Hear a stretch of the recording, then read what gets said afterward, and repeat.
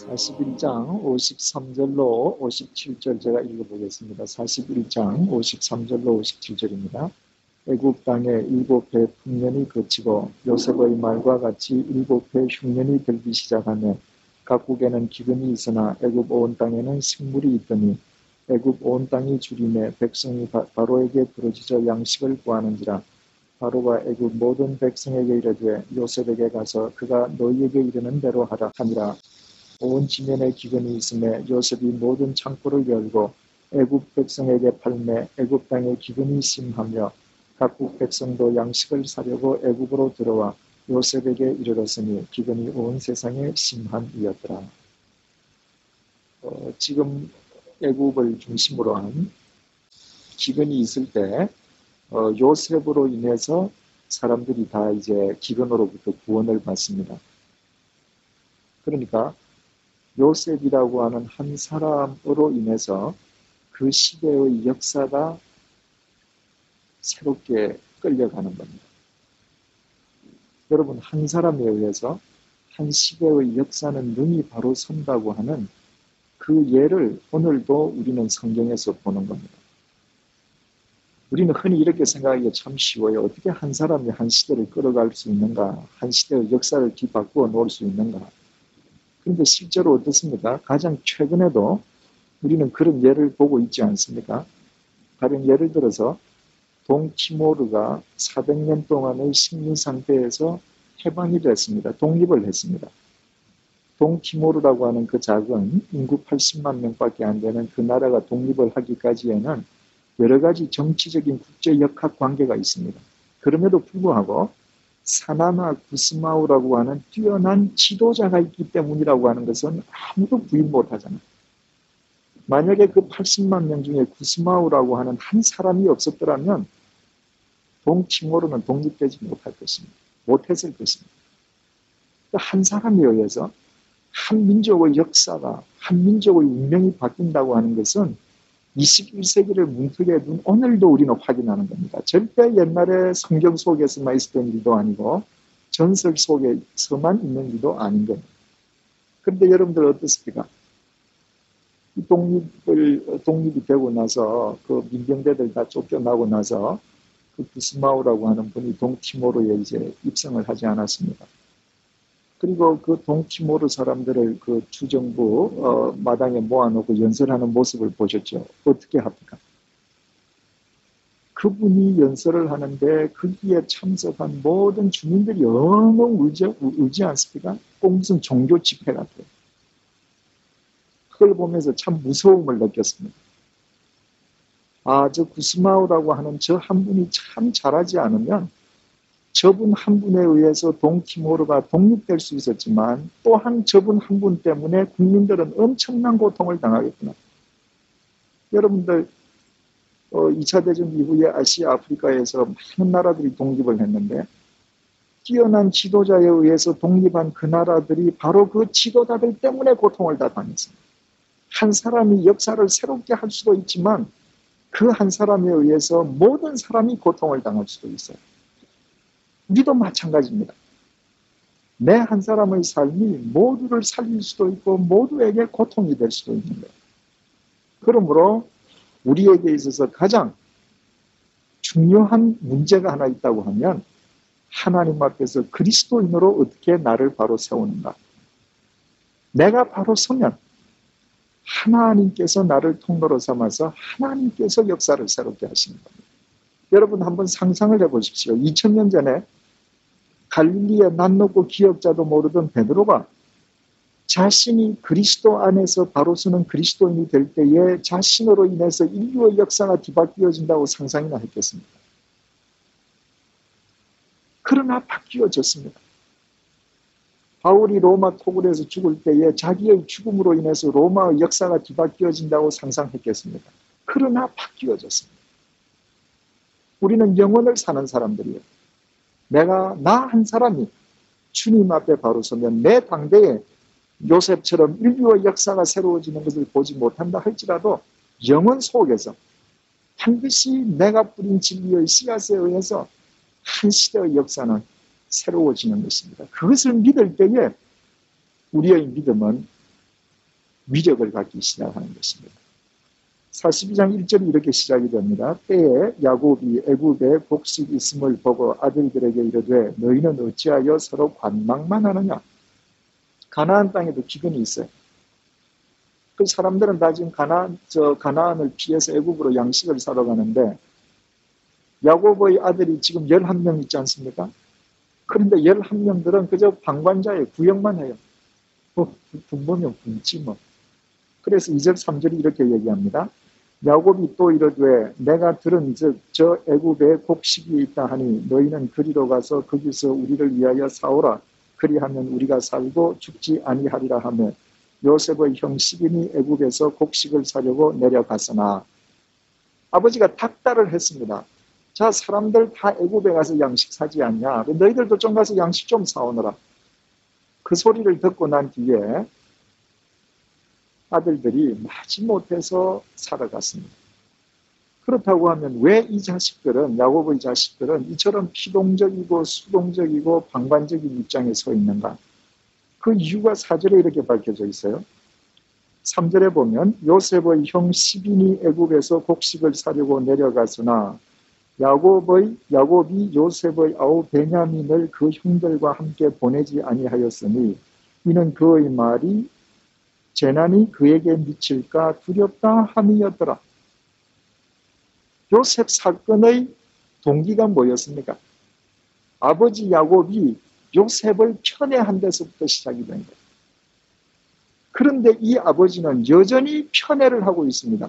바로 요셉의 동생 베냐민. 자기가 제일 좋아하던 라헬이라고 하는 여자에게서 난 두 아들들이에요. 뭐라 그럽니까?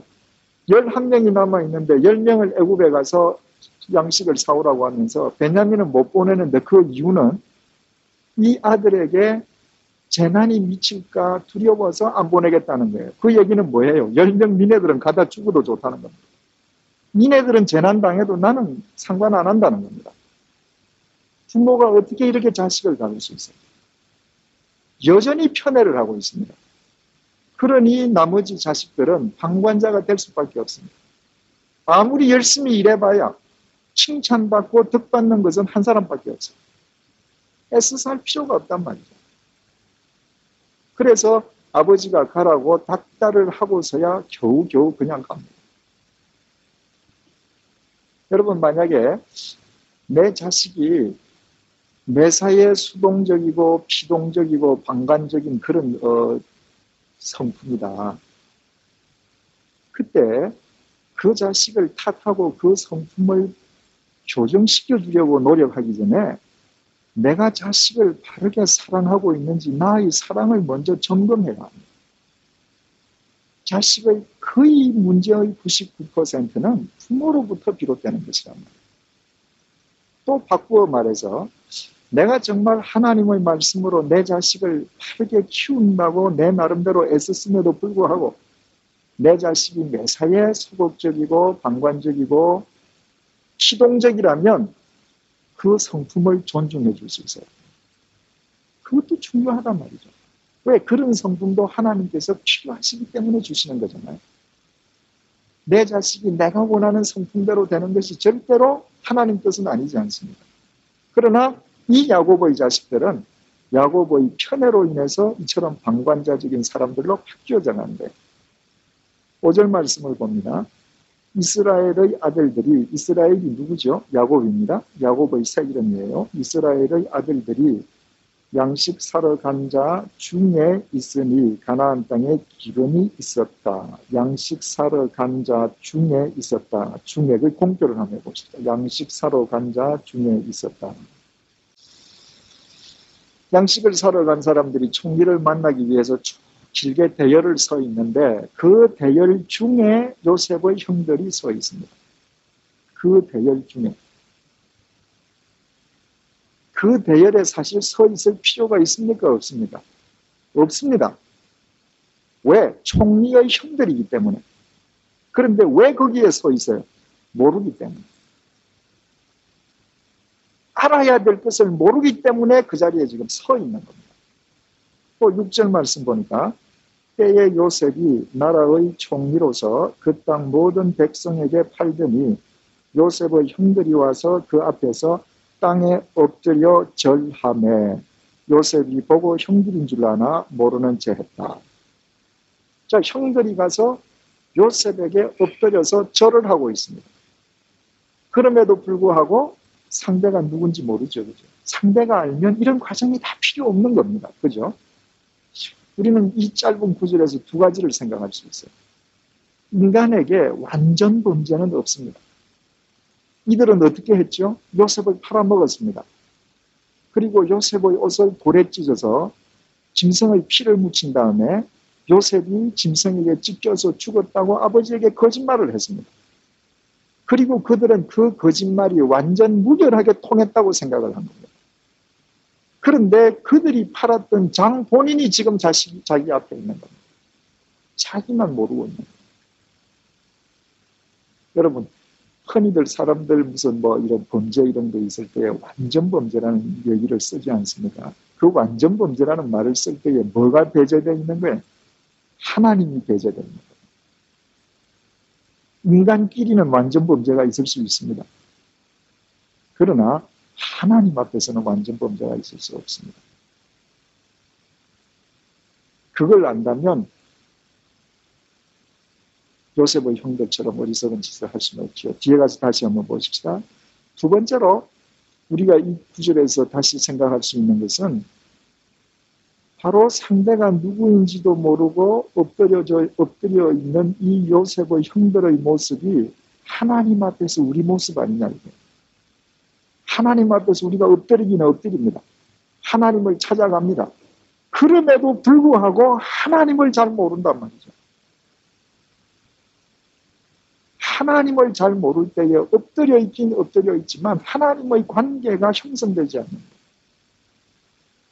내가 하나님을 바르게 할 때, 하나님을 더 잘할 때 내가 엎드려 있든 앉아 있든 서 있든 하나님과의 관계가 더 심화되는 것이라는 거 우리 생각할 수 있죠. 그러니까 여기에서 요셉은 한 인간이요 형들은 그 요셉을 팔았던 형들의 이야기이지만 이것이야말로 이야기가 서로 두 개가 겹쳐 있는 것이죠. 또 다른 한 이야기는 뭡니까? 요셉은 하나님의 그림자요. 그 앞에 있는 형들은 우리의 그림자인 것입니다. 그러니까 바로 이 속에서 우리 자신들을 볼 수 있어야 되는 거죠. 7절 말씀 요셉이 보고 형들인 줄 아나 모르는 체하고 엄한 소리로 그들에게 말하여 가로되 너희가 어디서 왔느냐 그들이 가로되 곡물을 사려고 가나안에서 왔나이다. 요셉이 형들을 봤는데 모르는 척합니다. 그리고 엄한 목소리로 무서운 목소리로 위험을 갖추어서 너희들 도대체 누구냐? 가나안에서 곡물을 사러 왔습니다. 8절부터 12절로 요셉이 그들에게 대하여 꾼 꿈을 생각하고 그들에게 이르되 너희는 정탐들이라 이 나라의 틈을 엿보려고 왔느니라. 그들이 그에게 이르되 내 주여 아니니이다. 종들은 곡물을 사러 왔나이다. 우리는 다 한 사람의 아들로서 독실한 자니 종들은 정탐이 아니니이다. 요셉이 그들에게 이르되 아니라 너희가 이 나라의 틈을 엿보러 왔느니라. 지금 요셉이 자기 앞에 무릎을 꿇고 있는 형들을 정탐꾼, 지금으로 말하면 스파이로 몰아가는 거예요. 우리나라 말로 하면 뭐예요? 이 방공법 위반형으로 지금 몰아가는 겁니다. 중범자들이죠. 그죠? 13절 말씀 보니까 그들이 가로되 주의 종 우리들은 12형제로서 가나안 땅 한 사람의 아들들이라. 말째 아들은 오늘 아버지와 함께 있고 또 하나는 없어졌나이다. 또 하나는 없어졌나이다. 없어진 겁니까? 팔았죠. 사실은 팔은 겁니다. 그 팔아먹은 상대방이 어디에 있어요? 지금 자기네들 앞에 있는 거예요. 그런데 그 사실을 모르고는 천연덕스럽게 거짓말을 합니다. 없어졌습니다. 이 모습이 우리 모습 아니냐 그럽니다. 하나님이 나와 함께 하심을 모른다면 내 삶의 현장에 하나님께서 나와 함께 하심을 내가 망각한다면 내가 온갖 잘못을 저지르고도 이처럼 태연스럽게 거짓말하는 요셉의 형들처럼 될 수 있다는 것이죠. 14절부터 이렇게 계속됩니다. 요셉이 그들에게 이르되 내가 너희에게 이르기를 너희는 정탐들이라 한 말이 이것이니라. 너희는 이같이 하여 너희 진실함을 증명할 것이라. 바로의 생명으로 맹세하노니 너희 말째 아우가 여기 오지 아니하면 너희가 여기서 나가지 못하리라. 너희 중 하나를 보내어 너희 아우를 데려오게 하고 너희는 갇히어 있으라. 내가 너희의 말을 시험하여 너희 중에 진실이 있는지 보리라. 바로의 생명으로 맹세하노니 그리하지 아니하면 너희는 과연 정탐이라 하고 그들을 다 함께 3일을 가두었더라. 형이 그들을 정탐으로 몰아서 요셉이 형들을 3일 동안 옥에 가두어 버렸습니다. 자, 왜 요셉이 이렇게 하느냐 하는 겁니다. 형들이 예전에 자기를 팔아먹었기 때문에 그 원한으로 지금 복수하는 것인가? 아니면 골탕을 먹이려고 하는 것인가? 이제 뒤에 가서 곧 보면 알지만 형들하고 이야기하면서 요셉이 숨어서 옆방에 가서 울고 나오지 않습니까? 그거 아닙니다. 골탕 먹이려고 하는 거 아니에요. 복수하는 것도 아닙니다. 그러면 왜 요셉이 이렇게 하고 있는가? 형들을 사랑하기 때문에 바로 세워주기 위함인 것입니다. 요셉이 형들에게 의해서 팔릴 때에 이유야를 막론하고 요셉은 자기만 알던 이기적인 아이 아니었습니까? 자기중심적인 아이 아니었습니까? 그런 요셉이 애굽에서 종살이, 옥살이를 통해서 자기의 잘못된 삶을 하나님 앞에서 바로 세워감으로 하나님의 종으로 바뀌었습니다. 하나님 앞에서 잘못된 삶을 청산하고 하나님 앞에 바로 선 경험이 있는 사람들은 자신이 사랑하는 사람들을 바로 세워주기를 원하는 것입니다. 그래서 요셉은 지금 형들이 자기를 팔아먹어 놓고도 그것이 잘못이라고 하는 것 자체를 깨닫지 못합니다.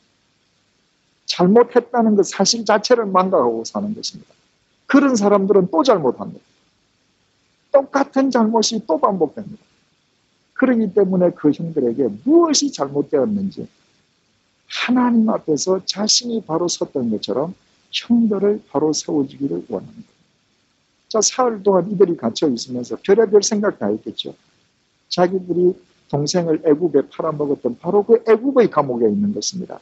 많은 것을 생각했을 거예요. 18절 말씀, 3일 만에 요셉이 그들에게 이르되 나는 하나님을 경외하노니 너희는 이같이 하여 생명을 보존하라. 요셉이 나는 하나님을 경외하는 자다. 내가 너희들을 옥에 가져놓는 거, 너희들에게 가서 말째 아우를 데리고 오라고 하는 거, 이것이 다 하나님을 경외하기 때문이라는 겁니다. 내가 하나님을 사랑하기 때문에 너희들을 하나님 앞에서 바로 세우기 위해서 하는 것이라는 것을 분명히 밝혀줍니다. 그래서 여러분들에게 말씀드린 적이 있습니다. 그리스도인에게 있어서 가장 중요한 것은 내가 무엇을 행할 때에 why, 왜 하느냐가 항상 중요하다고 말씀을 드렸습니다.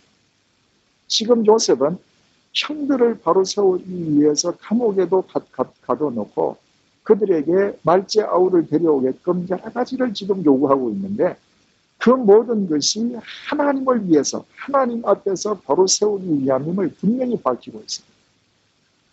만약에 여러분들이 평생을 살아가는 데에 하나님을 경외하기 위한 일이라고 하면 세상 모든 사람이 욕하는 일이라도 해야 합니다.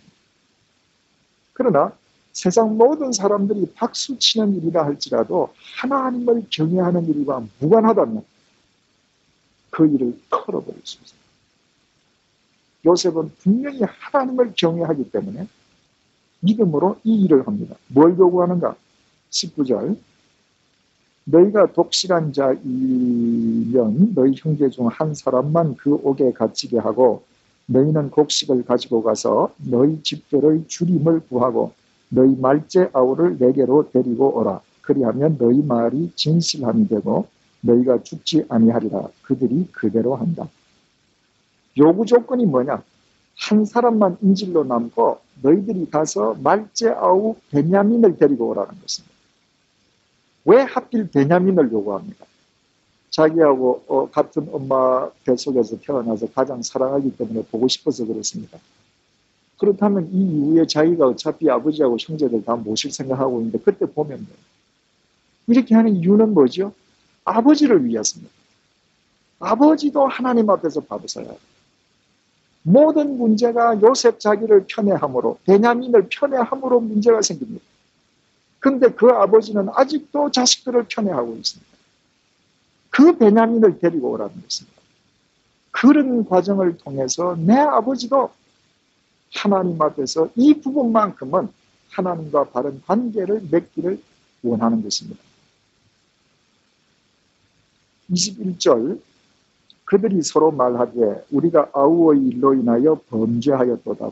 공표하시다 범죄하였도다. 그가 우리에게 액을 할 때에 그 마음의 괴로움을 보고도 듣지 아니하였으므로 이 괴로움이 우리에게 임하도다. 르우벤이 그들에게 대답하여 가로되 내가 너희들어 그 아이에게 득죄하지 말라고 하지 아니하였느냐. 그래도 너희가 듣지 아니하였느니라. 그러므로 그의 핏값을 내게 되었도다 하니 피차가에 통변을 세웠으므로 그들은 요셉이 그 말을 알아들은 줄을 알지 못하였더라. 비로소 그 형들이 뭐라고 얘기하느냐 하면 야 예전에 우리가 요셉을 팔아먹었던 그 행위가 우리가 정당한 것이 아니라 하나님 앞에서 범죄였구나 비로소 깨달았습니다. 뭘 하고 나서 에집트에서 사흘 동안 갇혀있고 난 다음 아버지가 제일 좋아하는 말제아우를 데려오라는 에집트 국무총리의 명령을 받고 난 다음 그러니까 요셉이 형들을 바로 세워주려고 하는 요셉의 그 사랑이 지금 역사를 하고 있는 것입니다. 형들이 비로소 자각한 것입니다. 그러나 그것으로 해결된 건 아니죠. 자각했을 뿐이에요. 자각만 했을 뿐 이들이 자기들의 감정으로 동생까지 팔아먹던 그 행위로부터 완전히 돌아선 건 아니에요. 여러분 성경은 자복과 회개를 구별해서 설명하는 거 아시죠? 자복이라고 하는 것은 confess 입으로 하는 겁니다. 회개, repent라고 하는 건 메타노에오라고 하는 것은 행동으로 하는 것입니다. 그러면 자복은 뭔가? 회개의 시작일 수 있어요. 선언일 수 있습니다. 그러나 자복이 회개인 것은 아니에요. 회개는 행동이 돌아서야 되는 것입니다. 하나님 내가 죄인입니다. 얼마든지 콘페스할 수 있어요.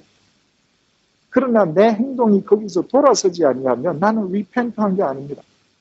지금 이들은 뭘 했는가? 이 형들은 콘페스만 한 거예요. 아 우리가 범죄했구나. 요셉은 이들이 돌아서기를 리펜트하기를 그들의 행동에서 그와 같은 삶이 끊어져 나가기를 지금 바라는 것입니다. 24절 말씀 보면요. 요셉이 그들을 떠나가서 울고 다시 돌아와서 울고 여기에서 요셉이 지금 이렇게 하는 그 중심을 우리가 다 알 수 있죠. 그죠? 어릴 때 형들을 만나서 얼마나 반갑겠습니까? 또 자기 자신을 얼마나 밝히고 싶겠습니까? 형들하고 포옹하고 싶겠죠. 그죠? 그러나 참습니다. 그리고 자기가 형들을 바로 세워주기 위해서 3일을 가두고 그들을 다시 불러내었을 때에 그들이 행하였던 행위 자체가 범죄였다고 하는 것을 형들이 깨닫습니다. 지금 요셉은 여러 가지 감정과 감격으로 인해서 지금 울고 나왔습니다. 중요한 것은 울지언정 형들에게 형들 이제 됐어 하고 말하지 않았답니다. 끝까지 형들이 하나님 앞에서 바로 설 때까지 요셉은 기다립니다. 여러분 여기에서 우리는 한 가지 사실을 깨닫게 됩니다. 사랑은 절제입니다. 사랑은 절제. 사람은 사람을 사랑할수록 절제를 못하는 것을 사랑이라고 생각합니다. 그래서 사랑이 되지 못합니다. 우리의 사랑은 상대를 해치는 경우가 흔히 있습니다. 요셉은 울지언정 참았습니다. 절제합니다. 왜? 형들이 스스로 하나님 앞에서 서는 사람이 되는 것. 그것이 바로 형들에 대한 사랑이고 하나님께서 요구하시는 것인 걸 알게 됩니다. 이런 의미에서 우리 한국 부모들은 참 생각해야 될 점들이 많습니다. 여러분 구약 성경을 보면요. 하나님께서 율법을 주시면서 이런 율법을 주셔요. 네가 추수를 해서 포도밭을 댈 때에 반 모퉁이까지 다 대지 말라는 거예요. 남겨두라는 겁니다. 또 내가 이삭을 줍다가 떨어졌다. 남겨두라는 거예요.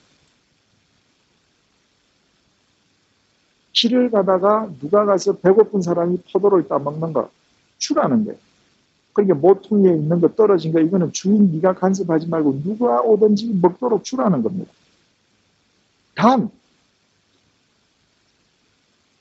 가난하고 배고프다고 해서 남의 집에 가서 소쿠리를 들고 나오지는 못한다는 거예요. 아시겠습니까?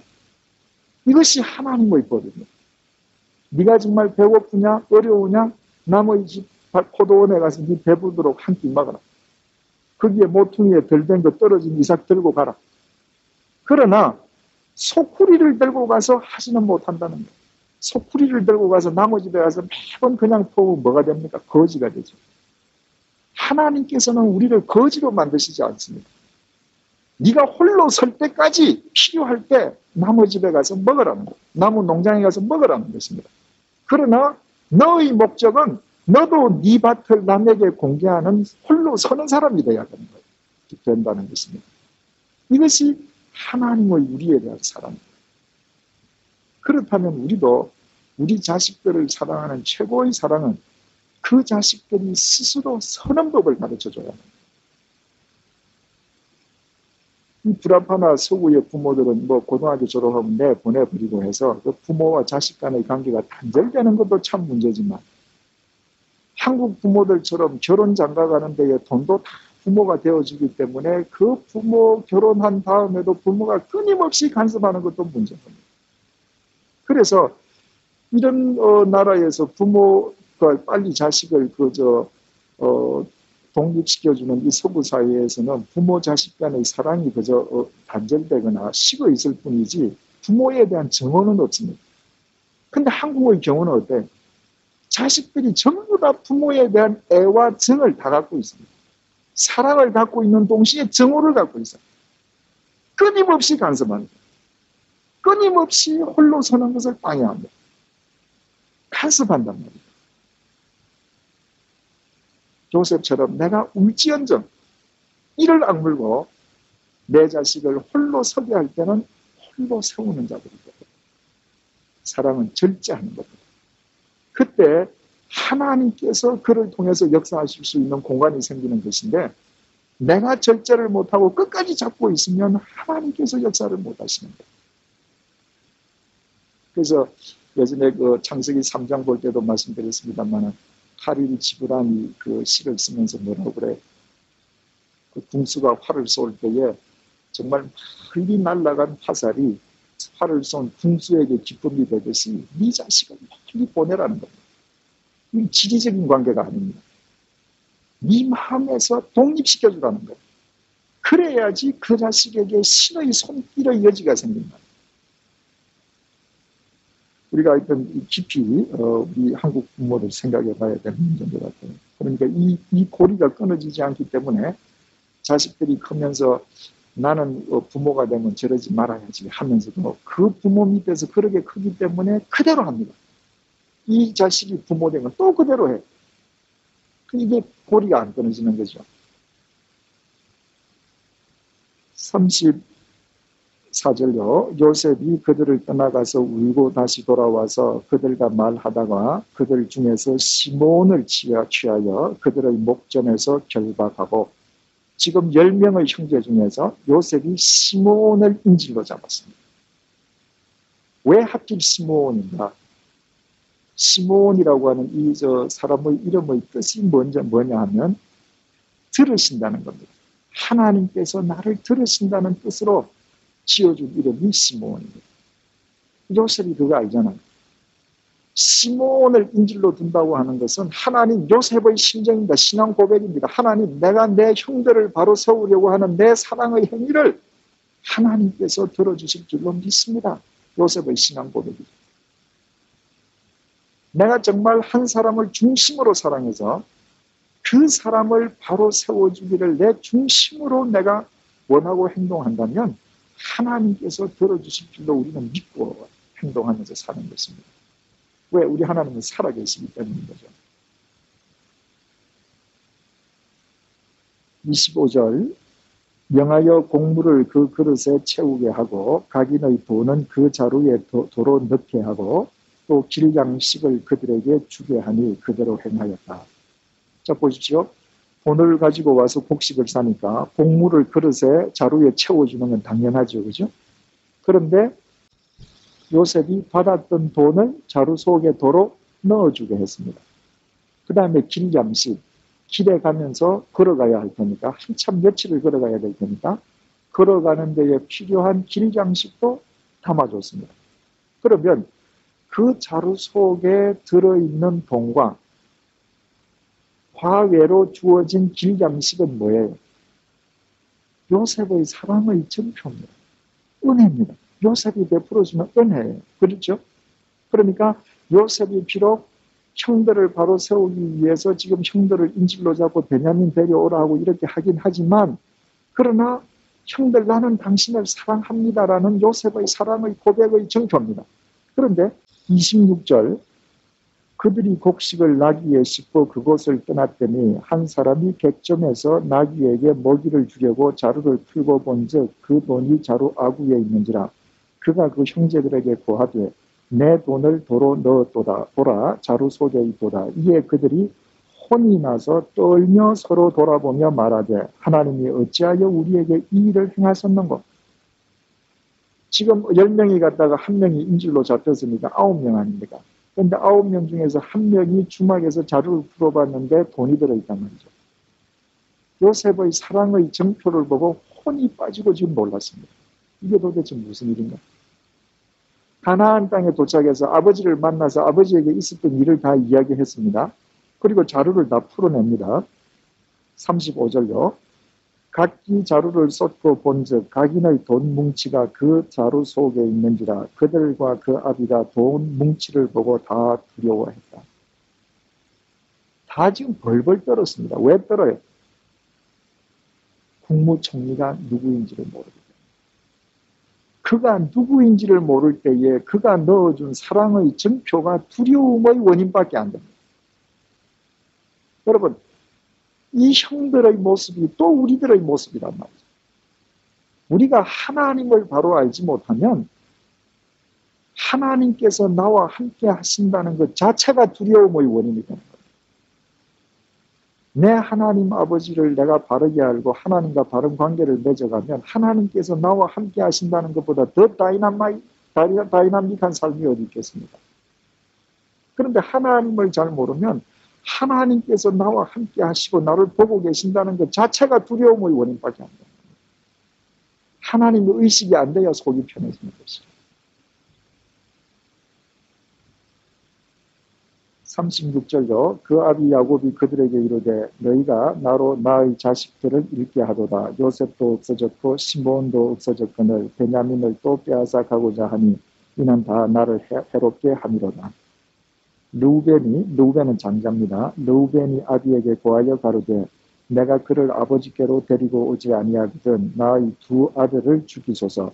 그를 내 손에 맡기소서. 내가 그를 아버지께로 데리고 돌아오리이다.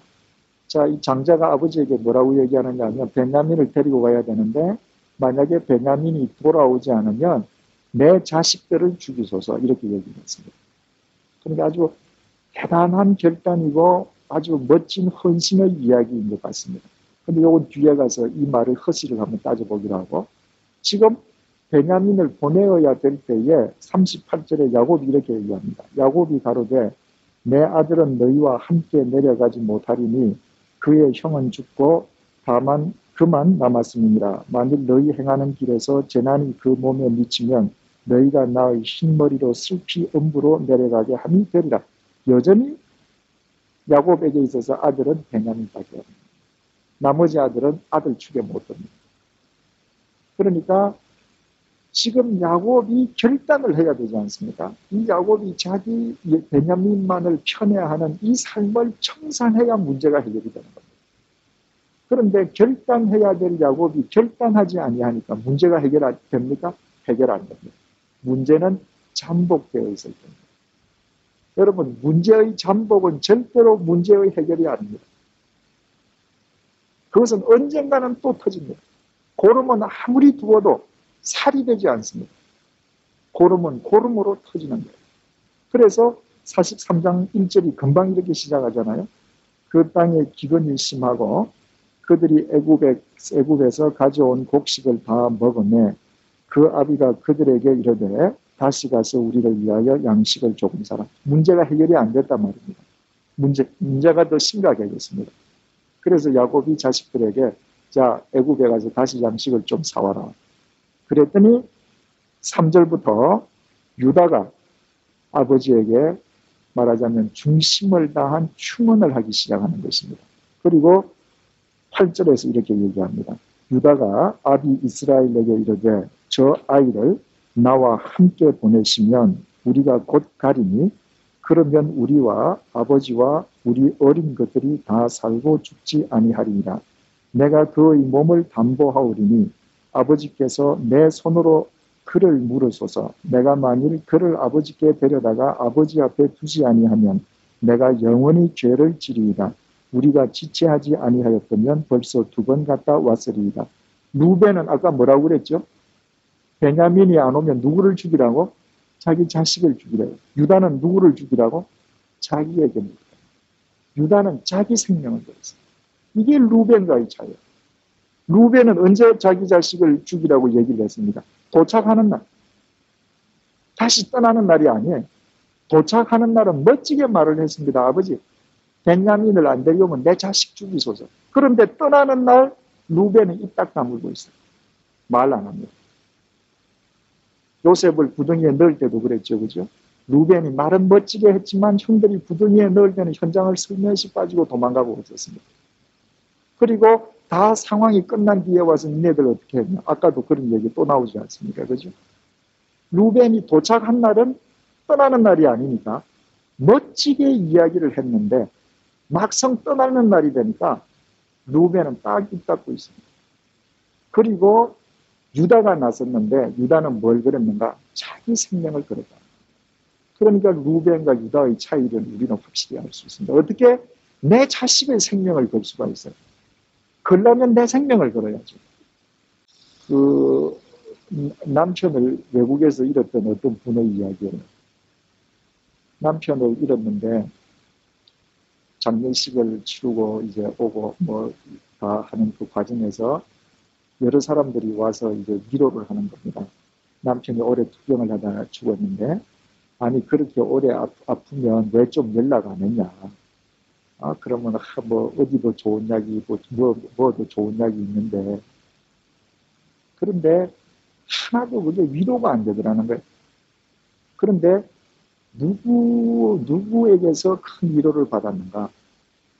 한 분이 오시더니 아무 말도 하지 않고 그 장례식을 치른다고 며칠 동안 그 집에 뭐 그릇도 쌓이고 그저 뭐 집이 엉망이 됐을 거 아닙니까? 장례식장에 갔다 오자마자 계속 밤늦게까지 집을 아무 말 없이 청소해 주더라고요. 그 사람의 행동을 통해서 위로를 받았다. 여러분 큰 일방에 가령 예를 들어서 어떤 사람이 무슨 법에 걸려서 감옥에 들어갔다. 그러면 사람들이 전화해서 아유 왜 나한테 연락 안 했느냐. 내가 좀 알아봐 줄 걸. 이러는 사람들이 참 많습니다. 진짜 봉사하고 돕는 사람은 그런 말을 하지 않습니다. 결정적일 때 행동으로 돕는 사람. 봉사는 말로 하는 것이 아니라 행동으로 하는 자가 돼요. 그런데 많은 경우에 우리는 루벤이기가 참 쉽습니다. 말은 굉장히 잘해요. 결정적일 때는 없습니다. 현장에 없습니다. 빠집니다. 그런데 유다는 루벤 형이 말할 때는 절대 말하지 않습니다. 그러나 결정적일 때 유다는 행동으로 나섰습니다. 그것도 자기 생명을 걸고. 이 유다를 통해서 그리스도가 그 족보를 이용해서 태어나신다는 거 우리 이해할 수 있죠. 자기 생명을 거는 사람. 그것이 바로 그리스도의 정신 아닙니까? 자, 그래서 유다가 자기 생명을 걸고 다시 애굽으로 이제 내려갔습니다. 요셉이 아울을 인하여 마음이 타는 듯함으로 급히 울 곳을 찾아 안방으로 들어가서 울고 얼굴을 씻고 나와서 그 정을 억제하고 음식을 차리라 했다. 요셉이 그 형들을 자기 집으로 지금 다 데리고 가서 거기에서 지금 저녁을 먹이는데 거기에서도 또 보니까 반가워서 정말 눈물이 나지만 억제하고 또 절제하고 마지막 끝까지 그 형들을 이제 바로 세우는 역할을 해야 되잖아요.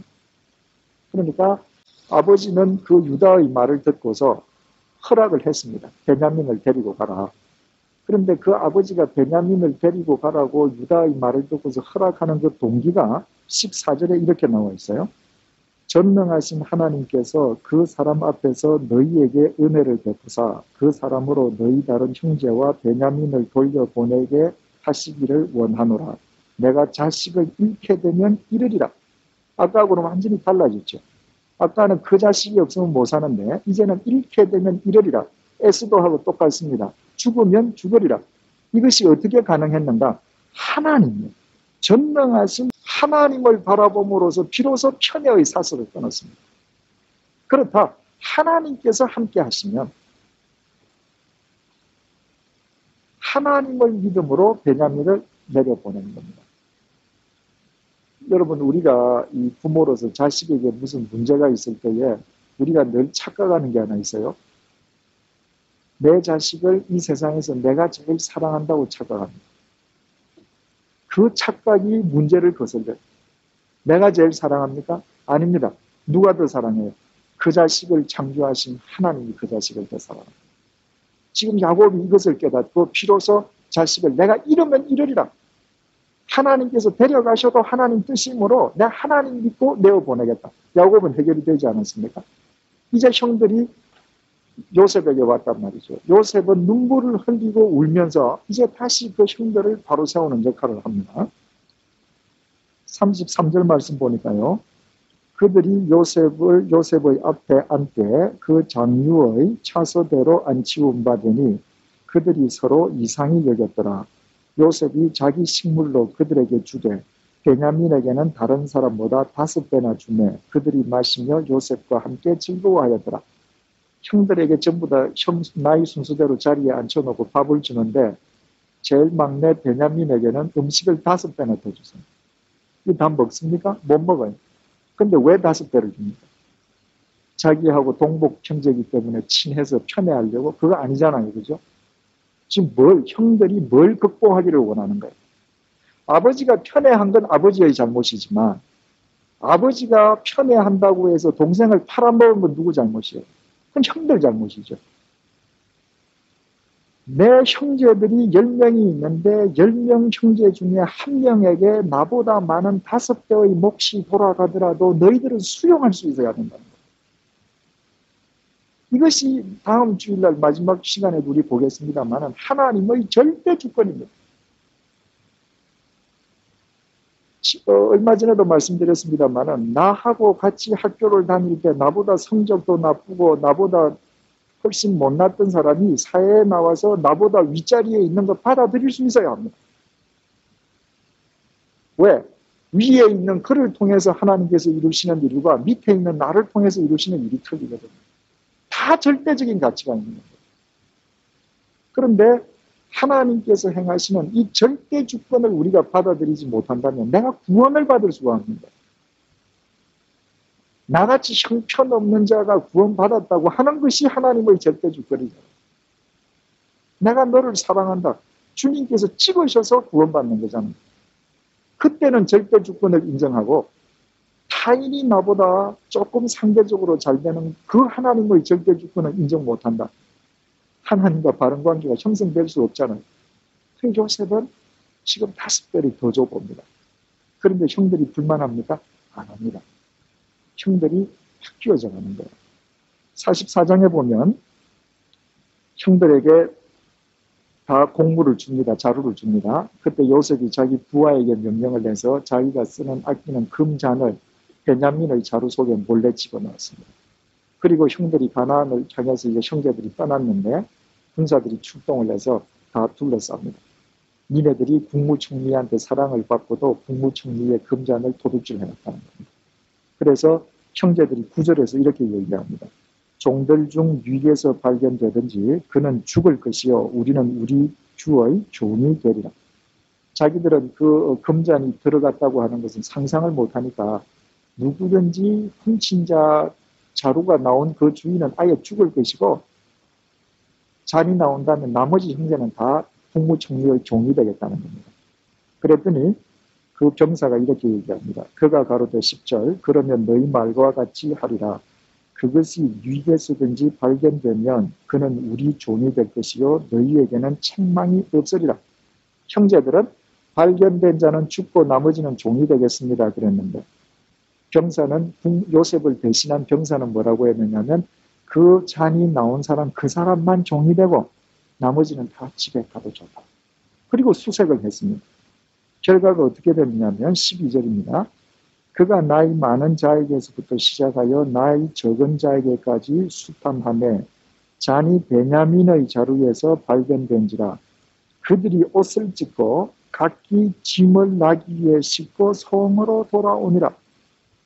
분명히 요셉을 대신한 병사가 뭐라고 그랬습니까? 잔이 나온 사람만 종으로 끌고 가고 나머지는 다 자유다. 그랬는데 베냐민의 자루에서 잔이 나오자 형들이 옷을 찢으면서 어떻게 했다고요? 같이 돌아왔습니다. 행동이 나타납니다. 처음에 왔을 때에 요셉이 형들을 사흘 동안 옥에 가져 놓았을 때는 우리가 범죄했었구나 자복했습니다. 콘페스 했습니다. 그런데 옛날 같으면 어떻게 해요? 아버지가 편애하는 베냐민이니까 베냐민 잡혀가는 거 이게 내일 아니에요. 방관자입니다. 보내버리는데. 그리고 우리는 그냥 집에 가면 됩니다. 그런데 베냐민이 종으로 끌려가는 거기에 우리도 다 같이 가겠다는 것입니다. 행동이 리펜트로, 콘페스가 리펜트로 바뀌어지기 시작하는 겁니다.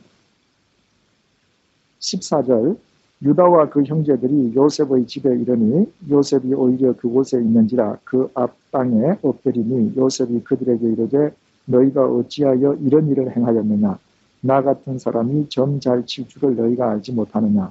또 유다가 나서서 말합니다. 유다가 가로되 우리가 내 주께 무슨 말을 하오리이까 무슨 설명을 하오리이까 어떻게 우리의 정직을 나타내리이까 하나님이 종들의 죄악을 적발하셨으니 우리와 이 잔이 발견된 자가 다 내 주의 종이 되겠나이다. 만약에 이 베냐민이 종이 되어야 한다면 우리가 다 같이 종살이에 동참하겠다는 것입니다. 베냐민의 아픔에 같이 참여하겠다는 것입니다. 요셉이 이렇게 얘기를 합니다. 요셉이 가로되 내가 결코 그리하지 아니하리라. 잔이 그 손에서 발견된 자만 나의 종이 되고 너희는 평안히 너희 아버지께로 돌아 올라갈 것이다. 아니다. 베냐민만 종이 되고 나머지는 다 자유다. 그랬더니 형제를 대신해서 18절부터 유다가 또 충원 어린 이야기를 합니다. 바로 아버지를 설득했던 것처럼 국무총리에게 지금 충원을 하는 거예요. 마지막 결론을 이렇게 이야기합니다. 33절요. 청컨대 주의 종으로 아이를 대신하여 있어서 주의 종이 되게 하시고 아이는 형제와 함께 도로 올려 보내소서. 내가 어찌 아이와 함께 하지 아니하고 내 아비에게로 올라갈 수 있으리까 두렵건대 제가 내 아비에게 미침을 보리이다. 유다가 하는 말이 뭐예요? 내가 대신 종이 되겠다. 내 아들을 종으로 주는 게 아니에요. 내가 대신 종살이를 할 테니까 우리 베냐민은 풀어달라는 것입니다. 또 십자가를 지죠, 유다가. 그런데 이 유다의 이 말을 듣고서 이 행동으로 나타나는 이 말을 듣고서 나머지 형제들도 다 양심의 가책이 있을 거 아닙니까? 이 유다의 소리를 다 자기의 소리로 받아들일 거 아닙니까? 그죠? 그러니까 요셉을 팔아먹을 때 아버지가 베냐민을 편애한다고 해서 기분이 들었는데도 방관할 때 그때의 모습과 지금의 모습은 180도로 달라진 겁니다. 어떻게 이렇게 달라질 수 있었는가? 45장 보십시다. 45장 4절 요셉이 형들에게 이르되 내게로 가까이 오소서. 그들이 가까이 가니 가로되 나는 당신들의 아우 요셉이니 당신들이 애굽의 판자라. 당신들이 나를 이곳에 팔았으므로 근심하지 마소서. 한탄하지 마소서. 하나님이 생명을 구원하시려고 나를 당신들 앞서 보내셨나이다. 이 땅에 2년 동안 흉년이 들었으나 아직 5년은 기경도 못하고 추수도 못할지라 하나님이 큰 구원으로 당신들의 생명을 보존하고 당신들의 후손을 세상에 두시려고 나를 당신들 앞서 보내셨나니 그런즉 나를 이리로 보낸 자는 당신들이 아니요 하나님이시라. 하나님이 나로 바로의 아비를 삼으시며 그 온 집의 주를 삼으시며 애굽 온 땅의 치자를 삼으셨나이다. 지금 요셉이 형들에게 뭐라고 그래요? 당신네들이 나를 팔아먹은 게 아닙니다. 당신네들이 나를 이리로 보낸 사람이 아닙니다. 하나님께서 나를 보내셨습니다. 왜? 여러분들을 다 구원해 주기 위해서. 그러니까 이미 요셉은 마음속으로 형들을 다 용서했죠. 그리고 그 형들을 바로 세우기 원하는 요셉의 사랑 속에서 형들이 바로 섰습니다. 이 요셉이 아니었던들 이 형들은 이렇게 바로 서지 못합니다. 바뀌어지지 않습니다. 그리고 이들은 살아가면서 또 다른 형제 누군가를 팔아먹었을는지 모릅니다. 그러나 팔렸음에도 불구하고 이미 그 형들을 용서하고 그들을 지극히 사랑하는 요셉의 사랑 속에서 형들은 회개의 사람으로 바뀌어진 것입니다. 그러니까 이 요셉의 이 이야기가 이처럼 길게 나타나고 있지 않습니까? 이 성경에서 아무리 중요한 사람이라도 몇 장 가지 않습니다. 그런데 요셉이 형들을 바로 세우는 이 이야기는 몇 장에 걸쳐서 지금 이루어지고 있습니다. 우리가 세 가지를 알 수 있습니다. 오늘 결론을 내릴 수 있습니다. 첫째로 우리는 어떤 경우에든지 사람을 바로 세우는 사람이고 나를 만난 사람들의 인생관이 바뀌어야 합니다. 좋은 쪽으로. 나를 만난 사람의 인생이 식쪽에서는 안 됩니다. 나를 만난 사람들의 삶이 교정되어야 합니다. 생각이 바뀌어야 합니다. 여러분 한번 생각을 해보십시오. 이 요셉에 의해서 형제들이 바로 서고 대표적으로 유다가 바로 섰는데 그 유다를 통해서 그리스도가 태어난다. 이 얼마나 엄청난 일입니다. 내가 한 사람을 바로 세울 때에 그 사람을 통해서 어떤 구원의 역사가 일어날지 모르는 겁니다. 두 번째로요.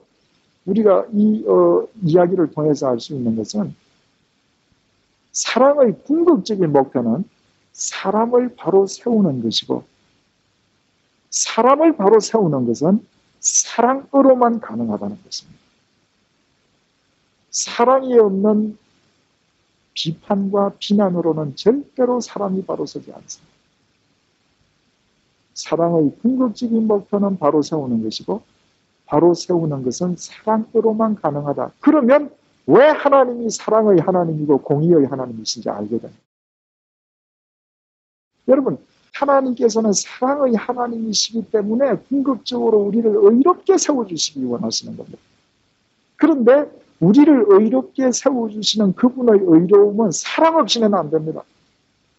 그래서 하나님의 사랑과 공의는 같이 갑니다. 만약에 사랑이 없는 공의, 사랑이 없는 정의는 폭력이에요. 인류 역사상 얼마나 정의의 이름으로 사람들을 죽였습니까? 사랑이 없는 정의는 다 폭력입니다. 그러나 공의, 정의 없는 사랑은 방치입니다. 그건 사람을 버려버립니다. 그래서 사랑의 궁극적인 목적은 바로 세우는 것이고 바로 세우는 것은 사랑 없이는 안 된다. 그 과정에서 아까 봤죠. 내가 절제함으로, 내가 이를 악물고 내가 사랑으로 행하여야 될 바를 행할 때 사람이 바로 서게 되는 것. 그 구체적인 예는 이미 살폈습니다.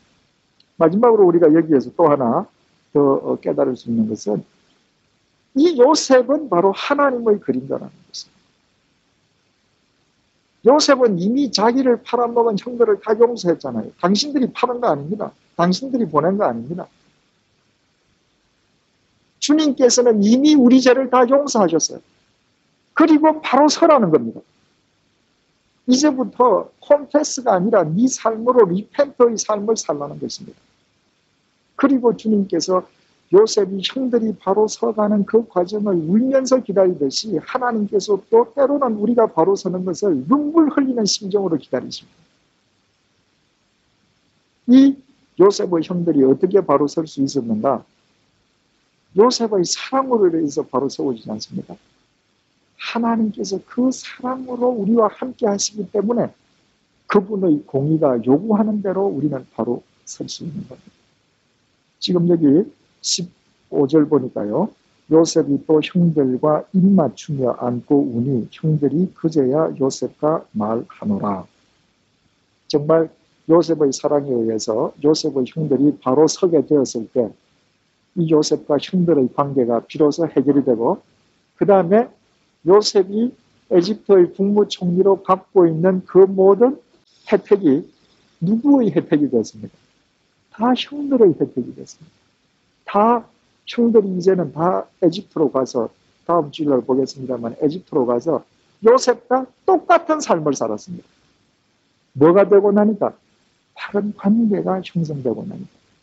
우리가 하나님과 바른 관계가 형성된다고 하는 것은 하나님의 집에서 하나님의 것을 누리면서 사는 것을 의미하는 것입니다. 바로 그 하나님이 오늘도 우리와 함께하고 계시는 것입니다. 그 하나님의 은혜 속에서 여러분들의 관계가 요셉과 형들의 관계가 풀려서 은혜의 관계로 바뀌어지듯이 여러분들과 하나님의 관계도 그 은혜의 관계가 되시기를 바랍니다. 혹시 질문 있으시면 하시죠. 사랑으로 형들을 바로 세우는 요셉과 동생의 그 사랑 안에서 바로 세움을 입는 형들의 모습을 보았습니다. 하나님 앞에서 우리 자신들이 형들의 모습이 될 수 있도록 도와주시기를 간절히 원합니다. 하나님의 그 사랑 안에서 하나님의 그 사랑을 힘입어 하나님의 그 사랑 때문에 하나님의 공의가 요구하는 그 삶으로 우리 인생을 바로 세워가는 자들이 되게 도와주옵소서. 사랑하는 우리 형제들을 위하여 요셉이 되게 도와주옵소서. 요셉과 같은 사랑으로 사람을 사랑할 수 있도록 도와주시고 사랑의 궁극적인 목표는 그 사람을 그리스도 안에서 바로 세우는 것이요 사람을 바로 세우는 것은 사랑 없이는 불가능함을 꼭 깨닫는 그리스도인들이 되게 도와주옵소서. 그리하여 우리가 일평생 살아가면서 만나는 모든 사람들의 인생관이 새로워질 수 있도록 도와주시고 그들의 삶이 바뀌어질 수 있도록 도와주시고 그들이 처해 있는 가정과 일터 속에 하나님의 새 역사가 이루어질 수 있도록 도와주옵소서. 그리하여 하나님 앞에서는 끊임없이 요셉의 형제들이 사람을 향하여서는 중단 없이 요셉이 되는 참다운 그리스도인의 삶의 시여를 맛보는 자들이 되게 도와주옵소서. 이제 얼마 있지 아니하면 연말을 맞습니다. 이 연말 그리스도 안에서 잘 마무리하게 도와주셔서 이 연말의 끝에 새로이 다가오는 새로운 한 해를 그리스도의 은혜 속에서 맞아갈 수 있도록 도와주옵소서. 이제 숙소로 돌아갑니다. 하나님께서 함께 동행해 주시고 오늘도 저희들 한 사람 한 사람 주님의 사랑으로 품어주시고 내일도 새 날을 맞이하여 그리스도 안에서 진리로 하루를 수놓는 자들이 되게 도와주옵소서. 이 모든 말씀 우리 주 예수 그리스도의 이름으로 기도드리며 이제 우리 모두 주님께서 가르쳐 주신 기도를 드리오니 하늘에 계신 우리 아버지여 이름이 거룩히 여김을 받으시오며 나라의 임하옵시며 뜻이 하늘에서 이룬 것 같이 땅에서도 이루어지이다. 오늘날 우리에게 일용할 양식을 주옵시고 우리가 우리에게 죄 지은 자를 사하여 준 것 같이 우리 죄를 사하여 주옵시고 우리를 시험에 들게 하지 마옵시고 다만 악에서 구하옵소서. 대개 나라와 권세와 영광이 아버지께 영원히 싸움나이다. 아멘.